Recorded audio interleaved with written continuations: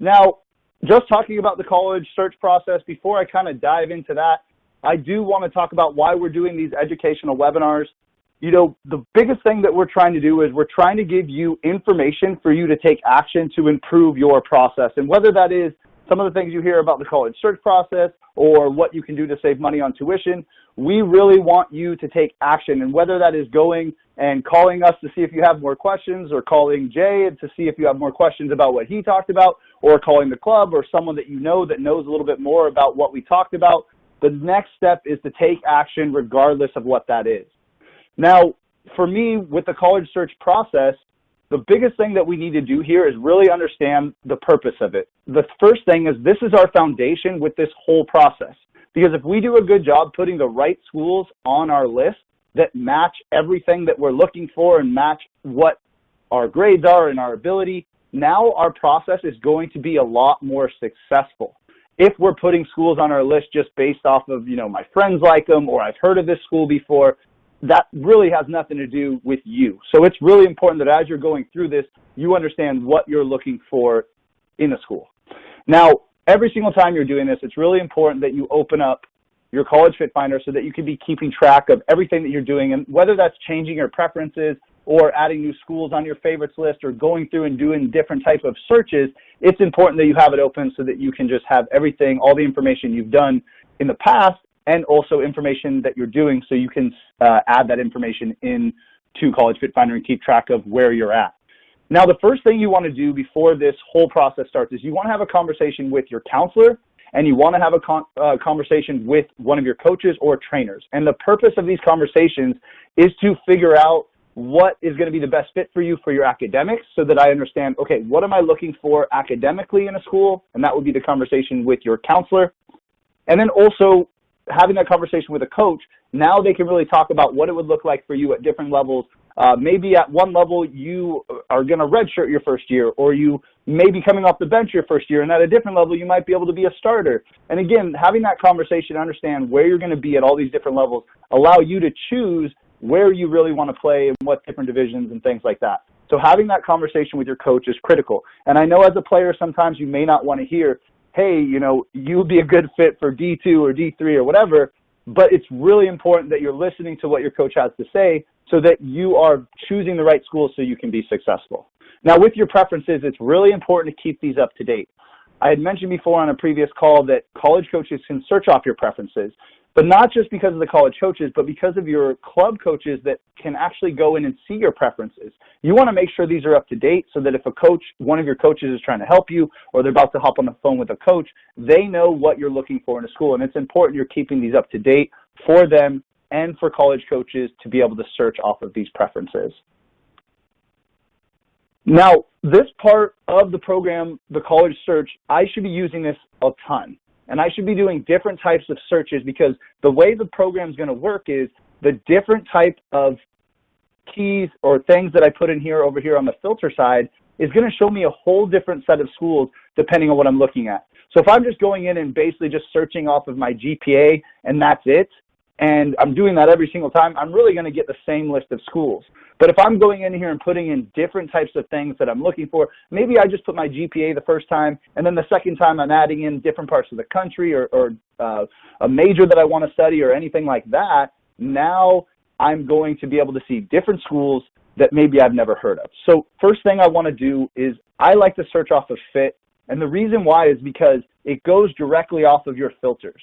So whatever I put in on the left side, it's going to tell you, okay, this school is a 95% fit for you based off this information. So this allows you to understand, okay, if I am looking for a school based with this, my GPA, this type of test scores, and then now maybe I'm looking for, you know, different parts of the country. So I want to play on the East Coast. Maybe I also want to play, you know, in the Midwest. And then maybe I also want to, you know, see schools in California or something like that. So it's really important that you're looking at where you would really go in different parts of the country and different states. And if those things change, do different searches based off of those changes. So that way I'm seeing different schools. Now, it's really important, regardless whether or not you know what you want to do or not, that I'm searching based off of majors, because at some point you're going to have to figure out what you want to do. So my suggestion to you is if you really don't know what you want to do as far as your major goes, it's important that you're searching off the top one that says major category here, because this is going to give you some ideas of different majors that schools offer. So now when I go in here, and let's just say I type in business or I type in accounting or something like that, it won't just be accounting or business majors. It is going to basically be those majors that I typed in plus all of the surrounding or related majors as well. So as I'm going through some of the majors the school offers, I might be able to find some majors I've never heard of or I didn't even know existed, and all of a sudden I find something I want to do. So through this process, you're going to also find more about what your preferences are, what you want to study, and doing the research is really a huge part of that. Now, I can also go through and search based off of, again, the size of the school or different affiliations or settings or how much it costs to go to school, and this is just total cost. Now, once I'm putting in as many filters as I want, and I really do want to stress the fact that every time I go in here, I'm adding different filters, I'm looking off of different things because it's going to pull up a whole different list of schools. Now, one of the most important parts of the search process is to make sure that you're doing the research for multiple reasons. Number one, I want to make sure that I find out enough about the school that I figure out, okay, it fits my academics, it fits my ability, my playing ability, it has the major I want, it's in a city or a state that I want to go to and live in for 4 years. And now, by doing that research and I put that on my list and it's matched everything I'm looking for, I'm going to be more successful with the process. Now, if I'm just going in and saying, well, I really like this logo, oh, I heard my friends going to this school, you know, blah, blah, blah. So whatever that might be, it's really important that you're doing the research to figure out the reasons why you wanted to go to school and that it matches you. Now, some other things besides just putting the school on my list, it's important to do the research for the next step, which is contacting the coach, and that's just a whole nother topic. But you need to do the research so you can have the information when you do move on to the next step of contacting the coach. The other thing is when you go in here and click more info, the biggest thing I can tell you is that you need to do the research, but continue to do the research. So some people will do the initial research and say, okay, I think I like the school, I'm going to put it on my list. They put it on their favorites list, and then that's it. They never look at the school again. They don't go onto the website. They don't go onto the athletics website to see kind of what's happening and things like that. So as you're going through this process, do the initial research, but then go back in and continue to do the research. See what's going on with the school. See what's going on with the soccer program, because as you do more research, you might find out some things that go, okay, well, I thought I wanted to go to school, but now I don't want to go to this school. So continue to do the research. That is really one of the most important parts of this college search process. The other thing is just thinking about the power ranking. The reason why we even put this in here is because we want you to understand it's not necessarily about the division you go to. This allows you to understand that this is based off of part of the division, but it's also based off the academics and how good the program is. So when I look at something, just because it's like, okay, well, I heard one of my friends is going to Division I, but that Division I could have been 1 in 19 over the last 5 years, and maybe their academics aren't very good. So what this allows you to do is understand, really based off of those academics and how good the program is, it does take the division into account a little bit, how good the overall program is, so I can understand, okay, you know, this is an 8 or an 8.5. That's a very good program with academics and their soccer team, etc. So that's just something that will change per school. Now, this match, it's really important that you filled out your profile and your preferences and you continue to update those. And another reason why you want to update your preferences is because of this match. It's based off your preferences and profile. So it's saying that this school is a 70% match for you.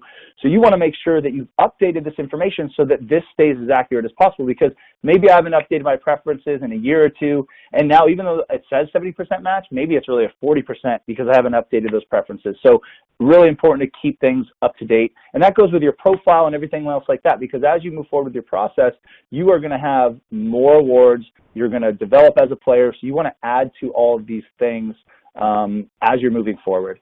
Also, when I go through and I start to do the research, one thing I just want you to be aware of is on the left side, the program is meant to kind of help you find schools that you've never heard of.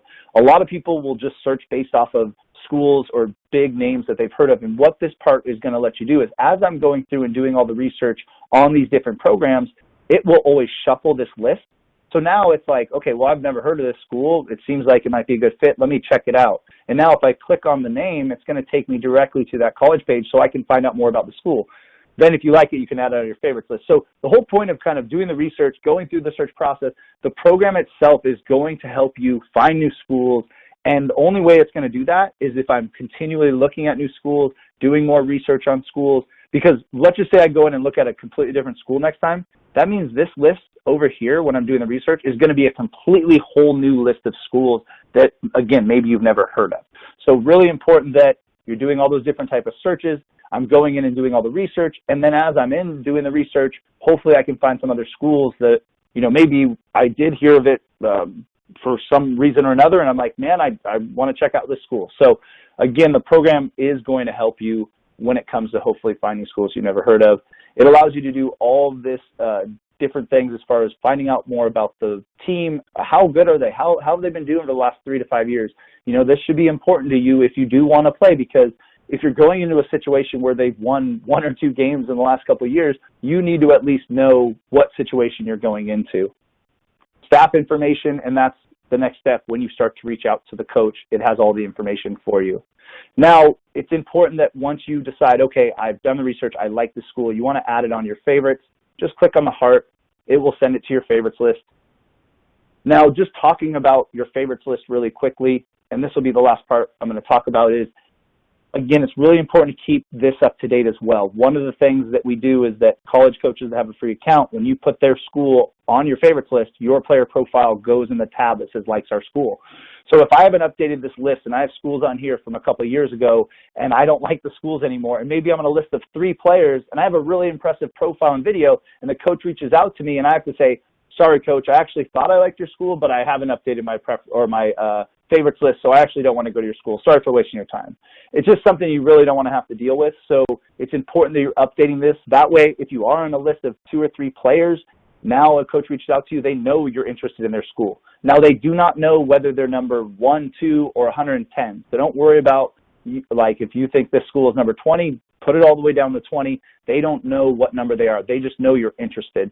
And again, we did that so that you as the player can get more exposure if I'm actively going in and putting schools that are a good fit for me. But you still have to do those other things that we've talked about in other webinars, making sure your profile and your video stand out. The next thing is, if you've done the research, you realize I don't like this school anymore, just click on the heart. It removes it from your list. So allows you to continue to update this information. And also, you want to keep it updated for your club coaches that are able to go in here and look at your favorites list to make sure, you know, are you being realistic? Do I know one of these coaches? Can I help you and reach out to one of these coaches for you? So keep this stuff up to date, not only for the college coaches, but also for your club coaches. Now, that's pretty much it for the college search part. I'm going to introduce Jay and turn it over to him. But before I do that, does anyone have any questions about anything that I've kind of talked about? I know I talked about a lot of different things with the process, but I do want to save more time for Jay, because I think the next part is even more important, and it's going to really help people understand how they can save money, or at least not pay the ticket price for schools. So it looks like we don't have any questions. So if there are questions near the end, feel free to type those in. But now I'm going to turn it over to Jay. Let me just allow him to have his screen here. Now, the reason why we partnered with Solutions for Tuition at College Fit Finder is I've personally been having multiple conversations over the last 2 years with Jay, and a lot of the things that he has been saying and a lot of the information that he's been giving me, I just thought it was so important for any athlete that is looking to either not even go and play, but just go to college, needs this information so they can figure out, and their family can figure out, how they can best save money. And after having multiple conversations, I realized that if I would have had conversations with him when I was deciding where to go to school, I might not have student loans like I have now. And for me, that's a really personal thing, because if I can allow anyone on this call to learn how to have either less or no student loans, I think that's a win for us. And then again, Jay and his company have been doing this and helping families for over 15 years. And, you know, again, the one thing that I'm really excited about is that everybody gets access to be able to talk with Jay even after this webinar. So, again, I'm going to turn it over to Jay. Thank you, everyone, for your time. And, Jay, are you there? I'm here. Can you hear me? Yes, I can. Can you see my screen? Yes, we can. Wonderful. Good afternoon, everybody. As Jeff said, my name is Jay Murray. I'm the president and founder of Solutions for Tuition. We've just begun our 16th year. So we've been doing this for a little while, and we've learned a few things, and we want to show you and teach you those things this afternoon. This is going to move really quickly, but I think you'll find that our time together is worthwhile. Just a couple notes. You guys will see on your control panel that there's a couple poll questions. One asking how much you expect to pay for college, another asking if you're a student or a parent. Those are questions that help us help you. So please take a moment to answer those. And then feel free to type in any question. You'll see the Q&A, the question mark tab. And, this is really your opportunity to ask any question that you might think of as we're going through the information, or maybe we didn't cover it and you want to know. I'm happy to answer it. We'll answer every question that's asked. So feel free to take advantage of that and, use this time to the fullest extent. Just a little bit of background. When I started the company, I had 2 kids in college and 1 in high school. So I've been there. I've been in your shoes. I've lived the dream, and I survived to talk about it. But I understand that it's stressful, and I understand it's really hard to get good information to find out, what strategies are going to work for your family. So the only difference between you and I is I made it my life's work. I decided that I wanted to open up the system and teach parents, hey, here's how it really works. Here's where the money is, and here's what's going to work for your family. We do not sell financial products at Solutions for Tuition. Never have, never will.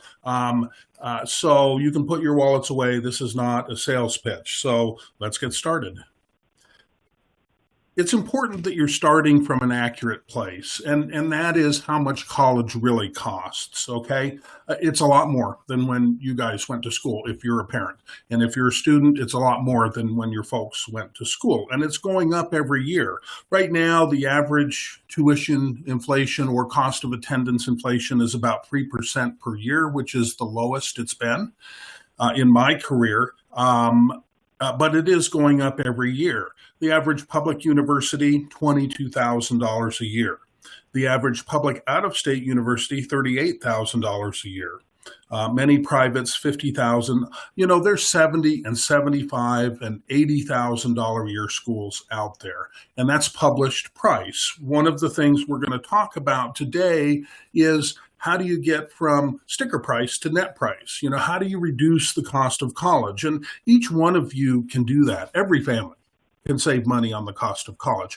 You may do it a little bit differently because your family's different, your finances are different, your kids are different, they have different college targets, but there's some tried and true principles that we're going to show you.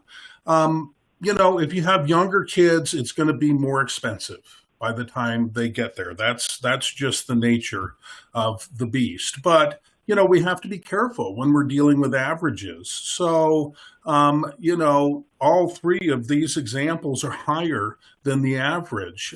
University of Oregon is $31,000 almost. University of Colorado for a non-resident is over $54,000. And Stanford, $79,000. So, you have to be careful when you're looking at numbers. And you have to understand that it's not always an apples to apples comparison. So let's talk about the costs, what we call the cost of attendance, or COA. That's the Director of Financial Aid's budget. That's the published price. And it can include tuition and fees, room and board, books and supplies, transportation, and personal expenses sufficient for the prudent student to live. If your student's not prudent in high school, don't expect a lifestyle change in college. But it's important to understand that not all colleges publish all of these things. You think it would be a universal template, but it's not. And so as you go from website to website, you might see, oh, this college only publishes tuition and fees and room and board. This college also adds in books and supplies. This one adds in transportation. So it's important to drill down a little bit and understand what the college is quoting you. Is it truly an accurate price? So the reality of college is the costs are going up. We know that. Many families have been challenged to save. So if you have college savings, pat yourself on the back. If you haven't saved the full cost, then let's keep going. 60% of students don't finish where they started. And this is a really important point, and it's kind of what Jeff was talking about. You know, if your student is in love with the college that they set foot on as a freshman, they're going to stay there. They're going to stay there even if things change. You know, and one of the things that can change for athletes is soccer. You know, you want them looking at all of the aspects, all of the fit in a college. So that they don't get surprised. You know, they've done their homework, they understand the athletics, the academics, but also the social part. And, you know, if they graduate from that school, it's going to cost you less. Students that transfer end up losing credits. That just happens almost always. So they have to take a class again. You know, they may lose even more than one.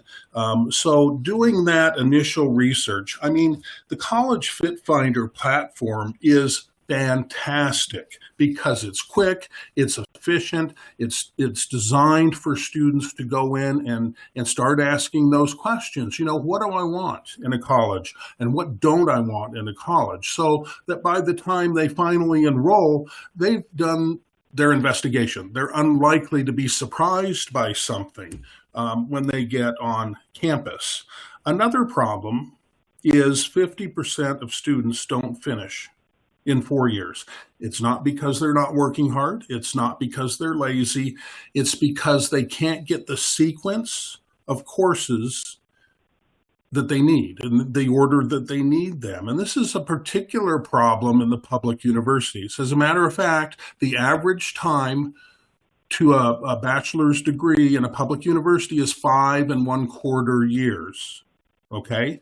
Now, a big part of that is just not being able to get the sequence of classes. And it can be because of budget cuts, which has become a huge problem lately. So they don't offer as many classes, and then the student gets to be later, older in their college career, and they need, you know, to take this course as a prereq before another course, and they can't do it. So they have to go an extra semester, maybe even an extra year. So, you know, this is where the private colleges can really shine. As a matter of fact, most private colleges will guarantee they'll get your student out in 4 years because they have the resources, they have the ability to make that happen. And so one of the things that you're going to hear me say more than once is don't cross a college off your list because of published price. You know, even those $70,000, $75,000, $80,000 a year schools oftentimes can end up being the same price as a public university, for some families even cheaper. And so we really want to focus on net price. You know, what are the types of things that are going to help reduce the cost from published price to what you're actually going to pay? If you're worried about paying for college, you're not alone. You know, I mean, even before COVID, this is a concern. You know, parents realize that it's expensive, and you know, many haven't started their planning yet. So this is, you know, hopefully a good call to action. As Jeff said, you know, if you use these tools and resources, if you use College Fit Finder, if you start asking, you know, the important questions about paying for college, your stress level is going to go way down and you're going to be more in control. You're going to understand, you know, what the true cost of these colleges are and hopefully pay not a dollar more than you absolutely have to. So the first thing that you should do is calculate an accurate cost projection for all of your kids. So let's start with full price, okay? Because we haven't showed you how to get to net price yet. So just take that sticker price, let's say it's 31,000. Okay. Are you going to calculate 4 years? Maybe you should calculate 5 for a public university. Or, do you have more than one student in the family? Do you have 2 or 3 or 4 kids that are college bound? It makes a big difference whether you have a small family or a large family as far as the total cost. But that number is going to get your attention. I guarantee you, it's going to get your attention if it hasn't already. And, and that's a good starting point.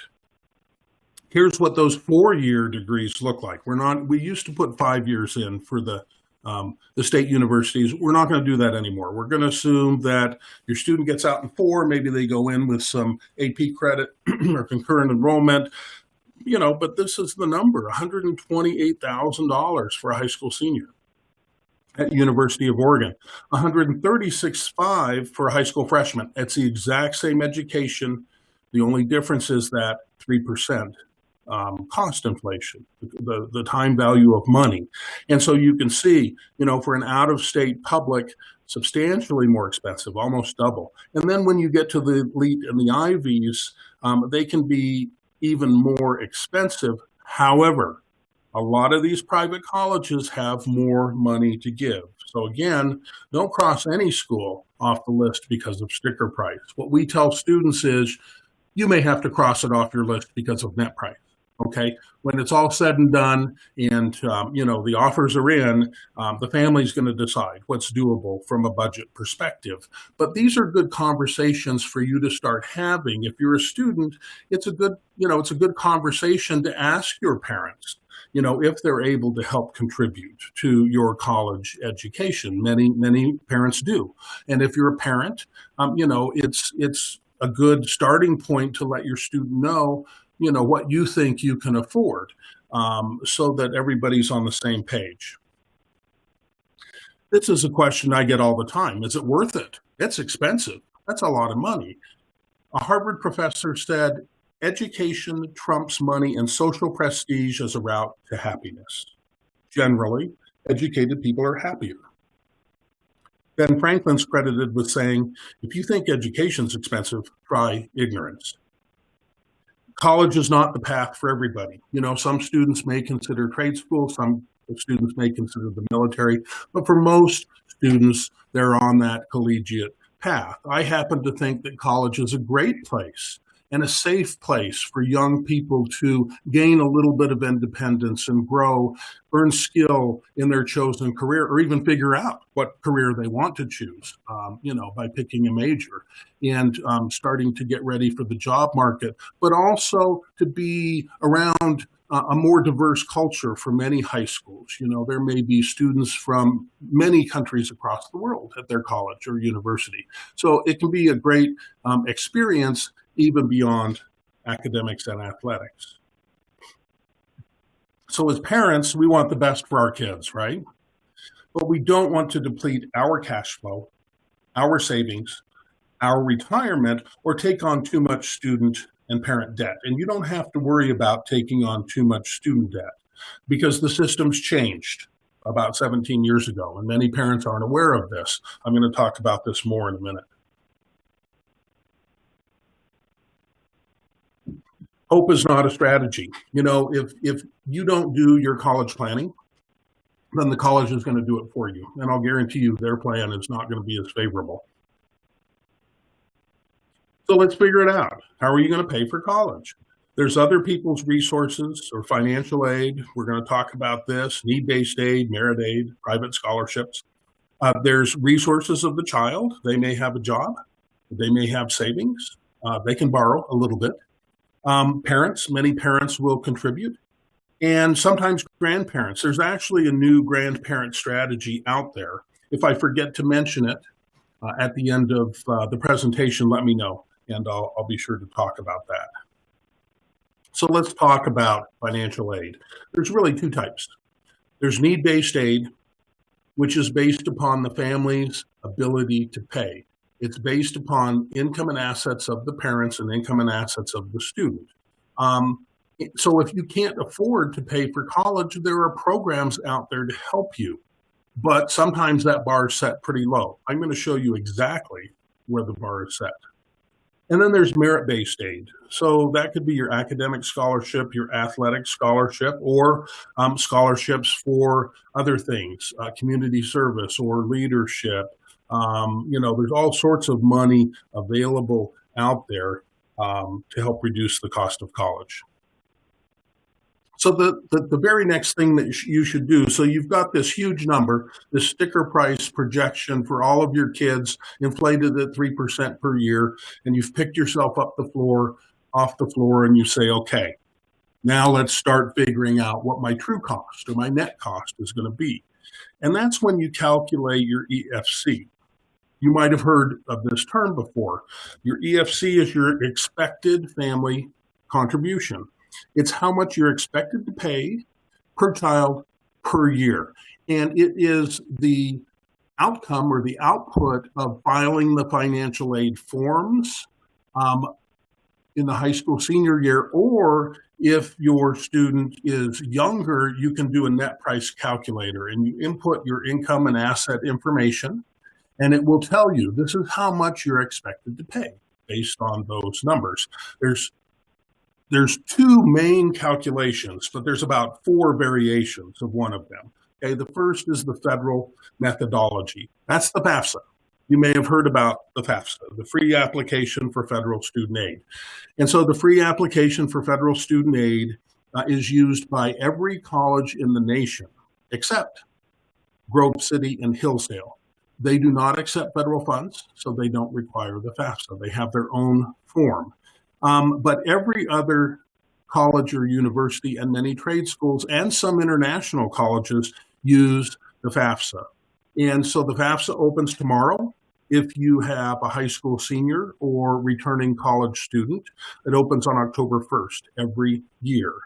And you need to apply for every student for every year. There's no reason for a family ever not to file the FAFSA. So again, you'll file the first FAFSA in the fall of your student's senior year in high school, and then the next year will be for their sophomore year in college and each year after that. Some parents assume that, hey, I'm not going to qualify for any money. I'm not going to fill that form out. I'm not going to waste my time. And I can't tell you how many times I've seen parents leave money on the table. You may be right. You may not qualify for money, but there's other things involved. So oftentimes, we will appeal an award at a college. So once the award is granted, we'll look at it and we'll say, we'll go back to the college and ask them for more money. If you haven't filed those financial aid forms, they may not engage you. They may say, sorry, we can't see the financial aid forms. We're not going to talk to you about an appeal. Or many colleges will gap you. If you don't fill out the forms and you come back to them later in a subsequent year and say, hey, we had a life-changing event, a parent lost a job, or we had high medical expenses, or whatever it might be, and you say, hey, we really need that financial aid now, we qualify. Some colleges will say, well, you didn't fill it out last year, so fill it out and we're going to make you wait a year. So there's multiple reasons to fill out the FAFSA, but every family should fill it out every year for every student. You want to fill it out early, especially if you have a high need situation. So, if you're struggling financially, then chances are you may qualify for some high need programs. And many of those high need programs are quota based. And so if you're late to the party filling out the form, then you might miss out. Even though the form opens on the same day, October 1st, for all colleges, every college has different deadlines. And sometimes they're the same as the admissions application deadline, and sometimes they're different. And it can depend on the type of admission. So if you're applying early, that's going to be an earlier due date for the financial aid forms than if you're applying in regular admission. And you can see all this stuff on each college's website. They'll also tell you what financial aid forms they want. So they may want more than the FAFSA. Okay? Any questions on that? Here's some common mistakes. Don't speed through it. Pay attention. Parents make mistakes all the time. It's a government form. It creates its own mistakes, right?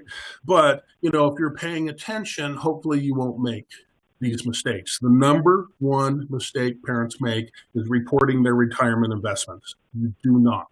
You don't put your IRA, your 401k, your 403b, qualified annuities, none of that goes on the FAFSA. You don't report the value of a business with less than 100 employees. But the big difference is for students of divorced parents. For students of divorced parents, the FAFSA only looks at the custodial parent and the student, okay? The non-custodial parent is out of the picture. Now, if the custodial parent's remarried, they'll also look at the new spouse, okay? And sometimes new spouses don't like that. They can marry into a college liability, but that's the way the system works.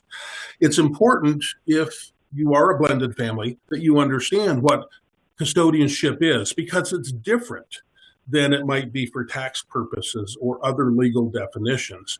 Custodianship for college purposes is the parent with which the student lived with most during the base year. It's a time test. It's not a financial test.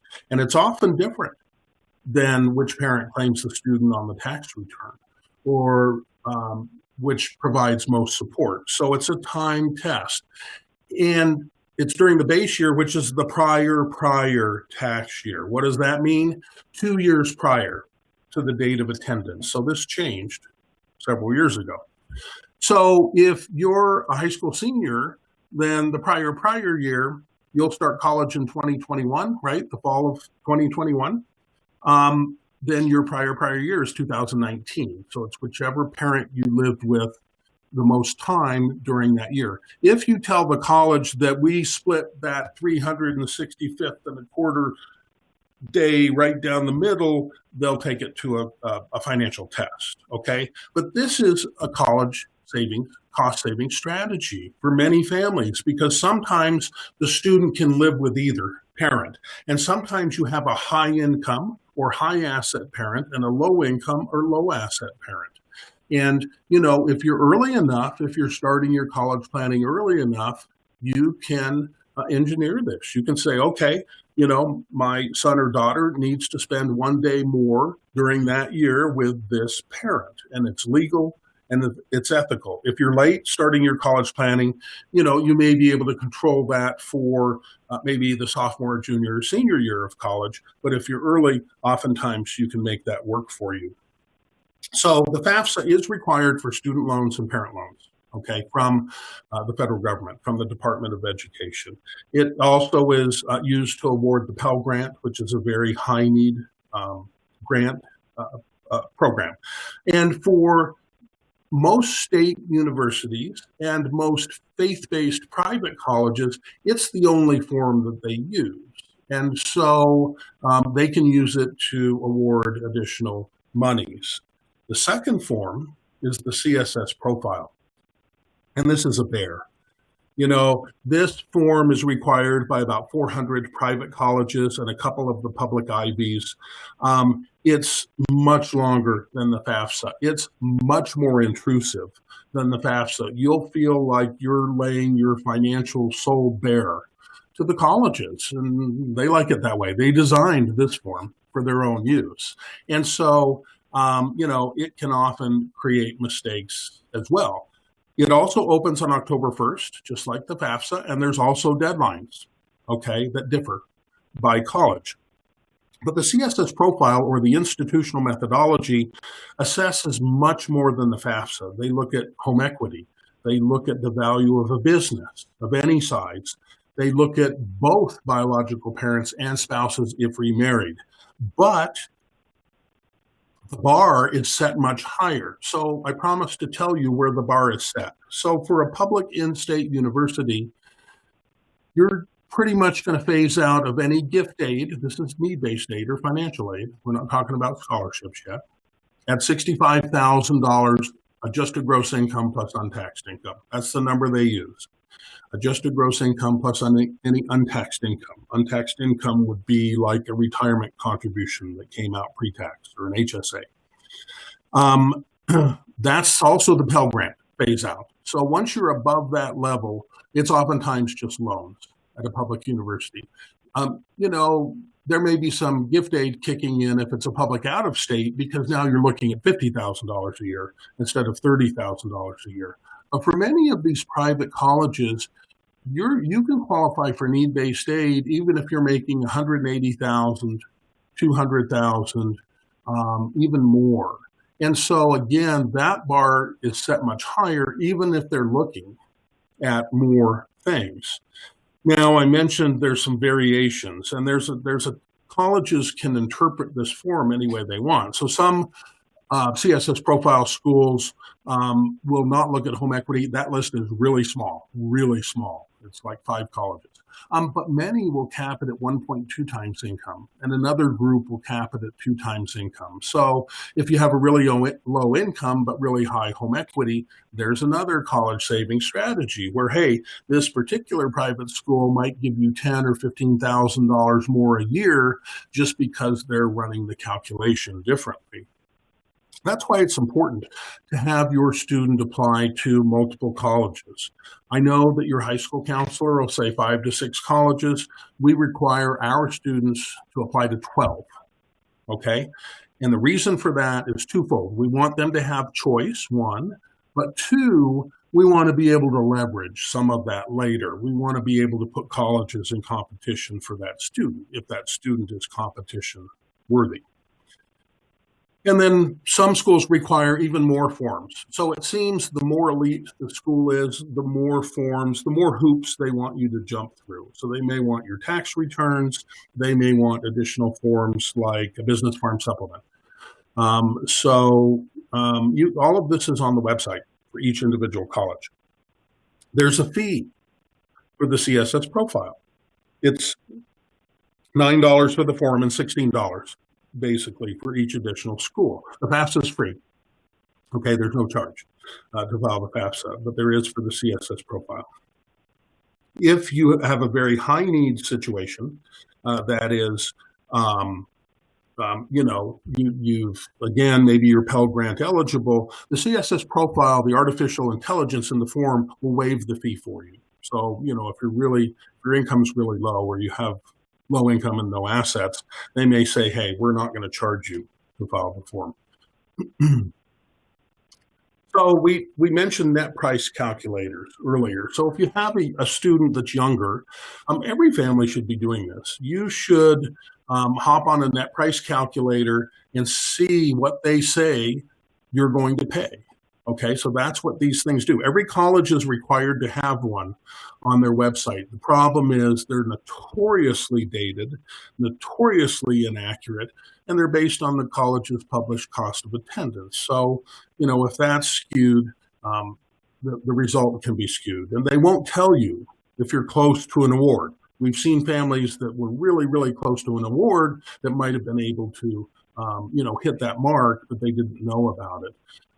We have the most accurate net price calculator on our website. And so I will be happy to send that to you in an email. We have a number of resources that we're going to send you today via email after the call. If you don't want to receive the email, just opt out on the Q&A button and we won't bug you. But, this is a pretty good tool where you can say, okay, let me plug in my data and let me see if this college is still going to be the sticker price or if they're going to offer me some money.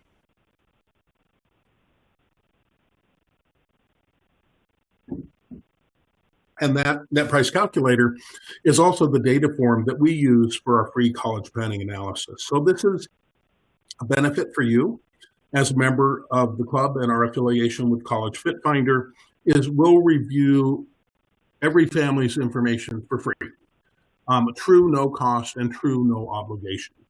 And so you have to fill out the data form, And so we can see you as the colleges can see you. And then we're going to show you your federal and institutional expected family contributions. So, are you going to qualify for any money? Then we're going to tell you, are there things that you can do legally and ethically to reduce your EFC, to improve your situation? And are there other strategies that you can use to reduce the cost of college? And so the reason we do this after 16 years is it allows us to help every family that wants to be helped. This is so powerful because I know when you're out there trying to figure this stuff out on the internet, you're seeing all of this noise and all of these strategies and all this talk that may not apply to your family. We're going to show you exactly what direction you should be heading and what you should be focused on. If we can help you beyond that, we have to be able to save you $20,000 per student because we guarantee that. If we can't help you, we're still going to finish the meeting and we're going to show you how to help yourself. We're going to say, okay, start writing because I'm going to show you, here's how you're going to save money. We may not be able to work with you directly, but you still may be able to save thousands of dollars on your own. So that's a very powerful benefit. And so if you're a student on the call, we recommend that you just mention to your parents that this is available to them. Or just forward the email, just forward the email to them. This is really important. Of anything I talk about this afternoon, this is one of the most important concepts, is understanding how financial aid really works. When the colleges talk about financial aid, they're talking about two things, gift aid and self-help, okay? And gift aid is the good stuff. It's scholarships and grants and tuition discounts, money that doesn't have to be repaid. They're essentially dropping the price of college for you based on your financial need, or maybe they really want the student. There's a number of reasons that they'll offer those monies. Self-help is work, study, and loans. And work study is a beautiful thing if you qualify. It's a need-based program. So again, depending on the family, the student might qualify for work study at a very expensive college, but not at a less expensive school. Student loans are a family decision. Okay, do you want your student to borrow? And they can only borrow a little bit. We're going to talk about this in just a second, okay? But when colleges use the term financial aid, they're lumping both of these together. So here's the way it works. Let's take, I'll pick on the University of Oregon. The University of Oregon is going to calculate the numbers and they'll determine if there's any gift aid. Okay, and they'll determine, and that's going to be the Pell Grant. If you're not Pell Grant qualified and you're an Oregon resident, there's probably no more need-based aid there. Sorry. So if your income's above $65,000, they think you can pay $30,000 a year. How? You can borrow. Okay, and so they'll show the award and they'll say, well, here's the Pell Grant or not. Here's a merit scholarship or not, and here's how much is left. And we're going to award you a student loan and a parent loan. And we met your financial aid, okay? We met your financial need. The private colleges are the opposite. They're going to award much more gift aid. As a matter of fact, the elite privates don't want their students and parents to owe too much. They'll expect a student to take out a small student loan, even at the maximum award level. And I mean, I can tell you for Pell Grant qualified families, you can go to Stanford for about $10,000 a year. I mean, that's going to be your student loan and your work study, and maybe a $1,000 or $2,000 parent contribution. Most families probably aren't in that circumstance, but even as you start stepping up, even if you make $180,000, $200,000 a year, you still may be able to qualify. Well, they're going to give you gift aid primarily. So understanding that the colleges interpret it differently is really important. To understand, yes, this is my EFC, but I'm expected to take out loans beyond that. And then there's the gap, or percent of need met. So the more elite colleges will meet 100% of your need. What does that mean? It means you fill out the forms and they say, okay, here's our sticker price. Here's your EFC, how much you're expected, and the difference, that's the award. That's also called demonstrated need. Well, not all colleges will meet 100% of demonstrated need. So at a school like University of Colorado or University of Oregon or most state universities, they're only going to meet 82% of need. And so at a $30,000 a year school, no, that's an 18% gap, or $5,400 a year that you get to pay right off the bat. So again, sometimes it can be the same price to go to a private college. We've hit on 3 strategies or 4 strategies today already that might be an equalizer. Sometimes it might not, okay? So you have to figure that part out. These are all the different sources of financial aid. We can get through this slide in about 3.5 hours, but we're not going to do that to you today. You may recognize some of these programs. They've been around, many of them have been around for years. But here's the point that I want to make, is there's money from the federal government, the state government, and the college itself. And the director of financial aid packages it. She puts it all together and makes the award to the student. And so she's the gatekeeper. And then she's responsible to the federal government, the state government, and the college itself. And I say she because most directors of financial aid are women. We do want to talk about one of these specifically, and that's the WUI program, or the Western Undergraduate Exchange. Oops.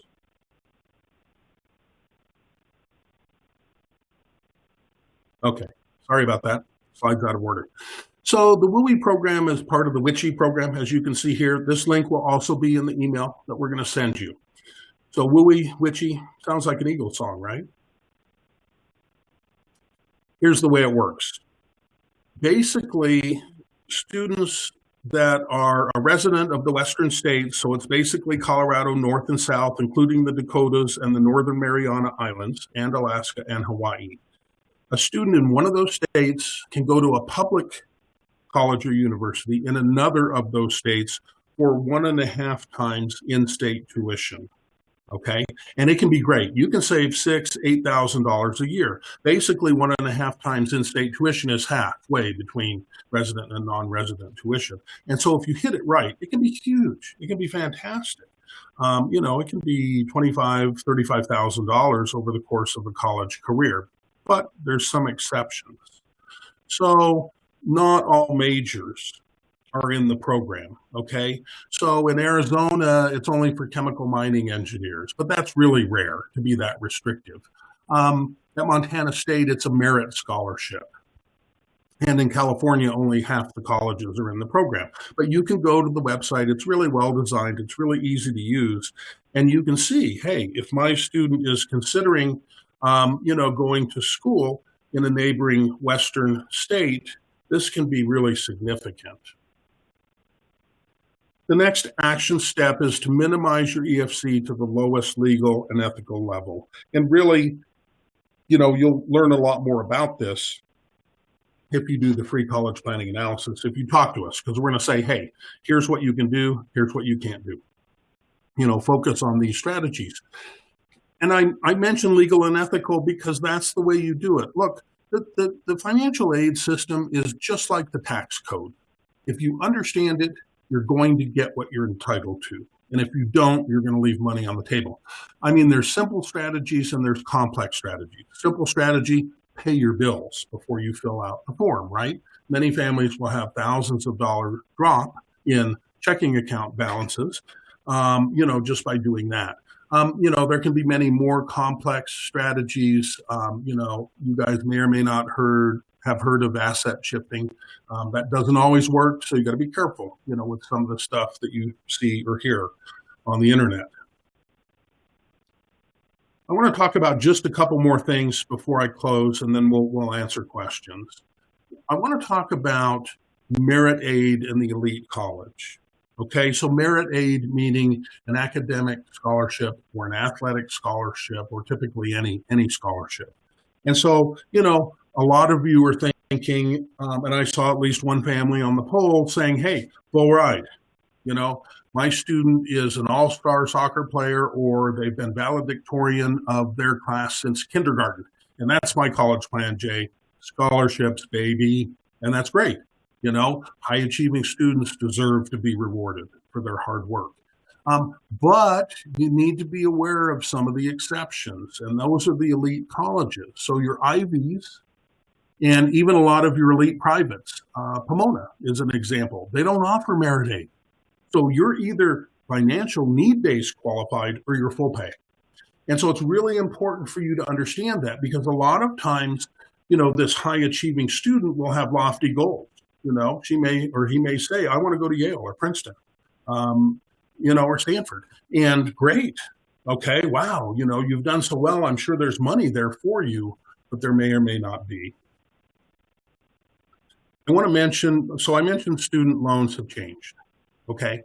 So, years ago, I want to say it was 16 years ago, the Fed changed the student loan program. They made a number of changes. And the first was students couldn't borrow 100% of the cost of attendance. So you may have seen, a young adult being interviewed on TV, maybe it was a 30, 35-year-old, 40-year-old, crying, I can't buy a home, I can't get a job because Sally Mae has ruined my credit because I borrowed, $225,000 to go pay full price at an expensive private college, thinking that I would get a good job and be able to pay it off. I really didn't understand student loans and debt when I was an 18-year-old, help go figure. And so the administration came in and said, we got to change this. It's destroying people's lives. And so they kicked out all of the lenders, Nelnet, Sally Mae, Great Lakes, you're all out. And they took over the lending function. You'll still see those companies as student loan servicing companies, and some of them will offer money. Sally Mae is just notorious. Really, really, really be careful before you deal with them. I'm just saying. And if you want to know why, contact me later. I'm happy to tell you. But they're notorious for sending out a postcard. Hey, we've got 3% college money. You turn it over and you see that square box that says capped at 24.99% or whatever the limit is now. It's credit card debt. Okay, that's crazy. But there are some newer competitive lenders out there. SoFi is one. SoFi, when they started, they were just a peer-to-peer college lending, meaning that alumni from certain colleges would do student loans for students at those colleges. And of course, you've seen, if you watch TV, you've seen they've grown to become a much larger company. But here's the way, here's the rates on these loans. Okay, so parent loans are plus loans. And plus loans can also be grad plus loans for graduate school, which are a percentage point cheaper. So the way I remember it is parent and plus both start with P. Right now, they're 5.3% interest, which is not bad, and a 4.236% origination fee, which is crazy. We call that usury in the private sector. That money is there if you need it with a soft credit check. Okay, 5.3% is the lowest interest rate on parent loans of all time. Same thing for Stafford loans. Stafford loans are student loans. Okay, they both start with ST. That's how I remember it. 2.75% interest rate, lowest of all time, with a 1.06% origination fee, much more reasonable. Okay. And they also put protections in place. So a student borrower could never be victimized by a student loan. So if you don't have a job, you call your student loan servicing company and you don't have a loan payment. Now that interest is still accruing. You decide to join the Peace Corps, you don't have a student loan interest payment. There's lots of forgiveness programs out there, most commonly in education and medicine, where kids can get their student loans forgiven for serving, in specific positions in specific communities. And many employers are starting to forgive student loans on a vesting schedule as an employment incentive. There's even been talk of making that tax beneficial for employers, but that's not the case yet. So, it's up to you whether you want your student to borrow or not. This is your one pop quiz question other than the polls for the day. The total amount a student can borrow as a freshman is A, B, or C. Correct answer is A, if they're dependent. It's B if they're independent, okay? It's almost impossible to classify a student as independent. Many parents say, hey, that's the ticket.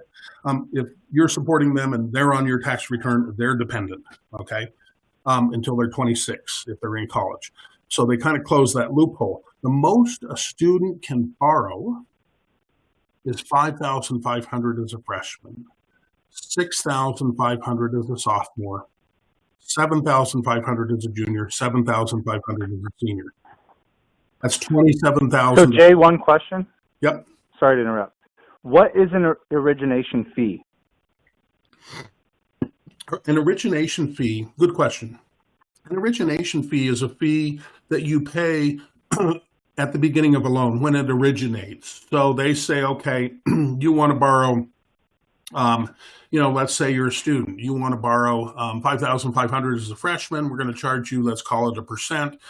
We're going to charge you $55, and that gets added back to whatever you borrowed. If you're a parent and it's $20,000 and the origination fee is 4%, we're going to add that $800 back to the amount that you borrowed. So it's a fee that they charge when the loan is dispersed. Any other questions? That's it so far. That was a great question. Keep them coming.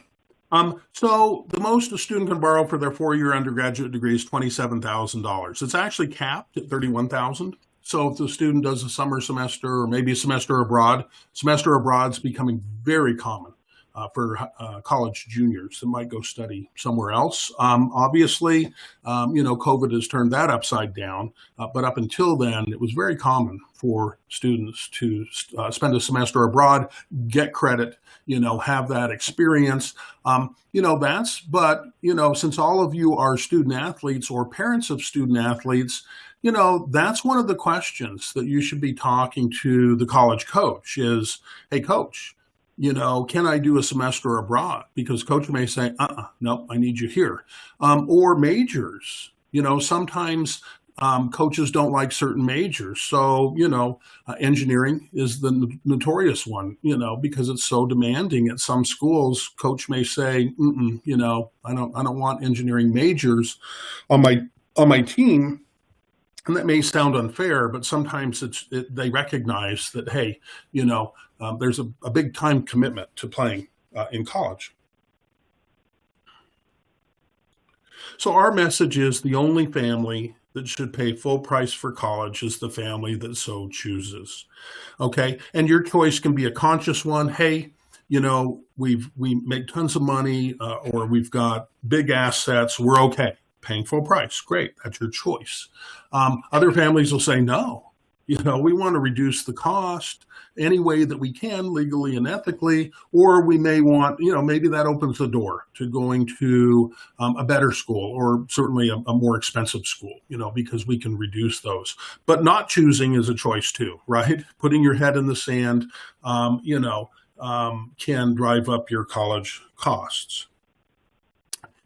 Here, I want to share with you over my 15 years of experience and having worked with thousands of families, these are some of the areas where we see opportunity. So, if you find yourself in 2 or more of these categories, I say 2 or more because I think you're all student athletes or have a student athlete, that there could be, this could open the door for some savings. So we talked about students of divorced parents and how that can create opportunities. Sometimes at some colleges, maybe not at others. If you make less than $180,000 a year, some schools like Rice and Colorado College are pushing that up to $200,000 or more. You may still qualify for need-based aid.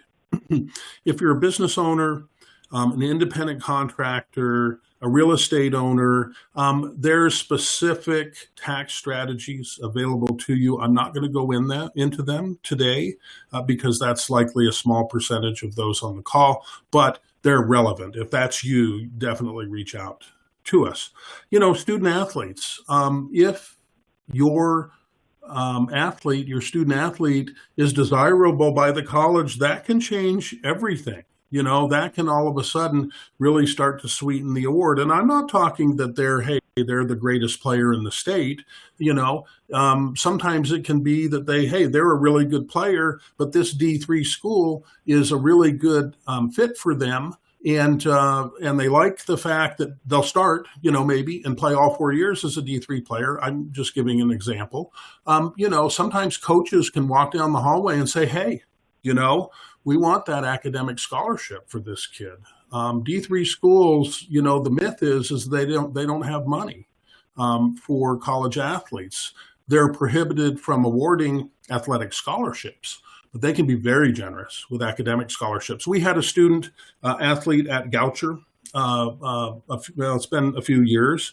The student was offered $30,000 a year for 4 years, $120,000 award. They weren't need-based qualified. Okay, made too much money. And the student had a 3.0 grade point average, and it was an academic scholarship. So, the coach was able to use that legally to entice the student to go there. The student went there. He played all 4 years, loved it. Absolute great fit in every other way, including the athletic part of it. A couple things that I should mention. In the financial aid system, there's a couple things that can change the formula. If you have 2 or more students in college at the same time. At a private school, if you have 2 kids in college at the same time, you may be able to pay 10% more than you would for 1 kid in college. Not always true, but sometimes it's true. The other things that can change the formula are age of the oldest parent. I didn't put that on here, but that's another factor. Or size of a family. If you have a really large family, they give you allowances. They understand, hey, it costs more money, to feed all those kids and buy shoes and boots for all those kids, right? And if your student is high achieving academically is what I'm talking about here. College coaches love students with high grades because they know they'll never have to worry about eligibility. But colleges in general like students that they know are going to succeed. Many students are functioning at a college level when they're high school seniors, and colleges recognize that. They recognize that, hey, this student may go on to be a successful alum. They may become a donor. Maybe we're going to give them a little bit more money. And I know we think about colleges as these large, impersonal, money-making machines, and they are. But they can also be compassionate. Many times I've seen a college reach out and lend a helping hand to lift up a family in tough circumstances. A widowed parent is a prime example, or families that have had very high medical bills, or some other really serious circumstance where they're going to need the help or they're not going. And sometimes colleges can be compassionate to those families. Again, probably more the realm of the private colleges. If you find yourself in that circumstance, definitely reach out to us. So in conclusion, every family can save money, right? There might not be merit at one college, but there might be at another. The same thing for financial need. You might not qualify for financial aid at a public, local, state university, but you might at that private, expensive school. Tax and cash flow strategies are beyond, the scope of our time here today.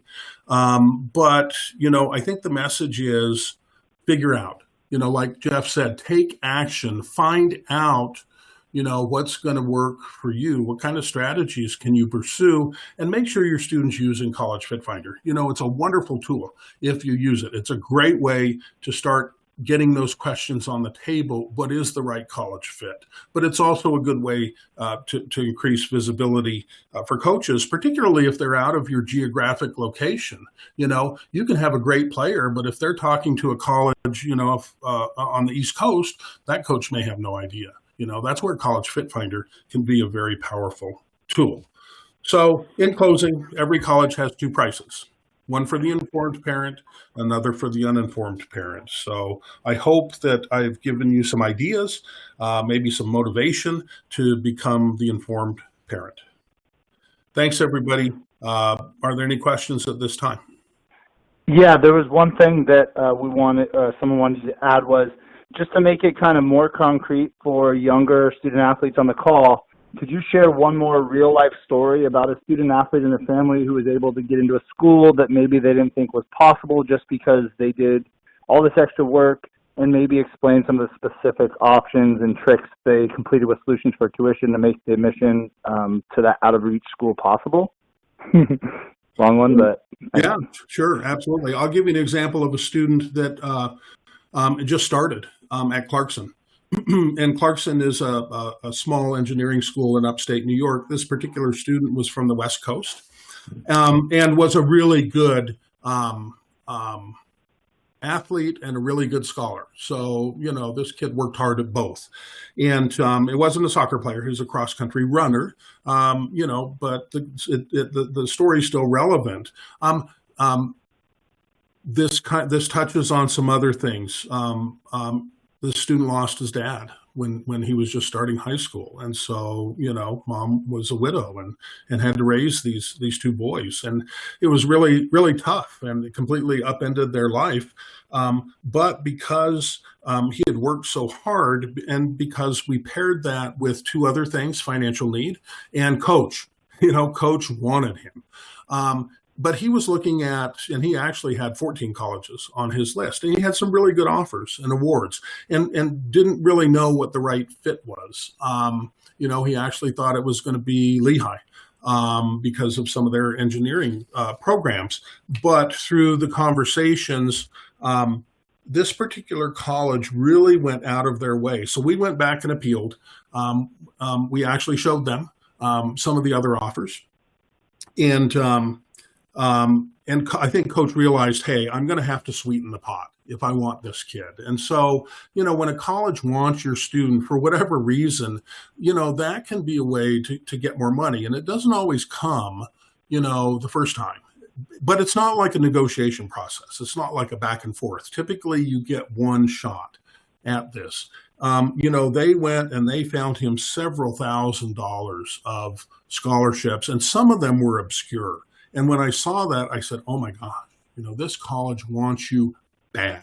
And he recognized that, hey, this is going to be fun. I want a small school. I want to compete athletically as a freshman.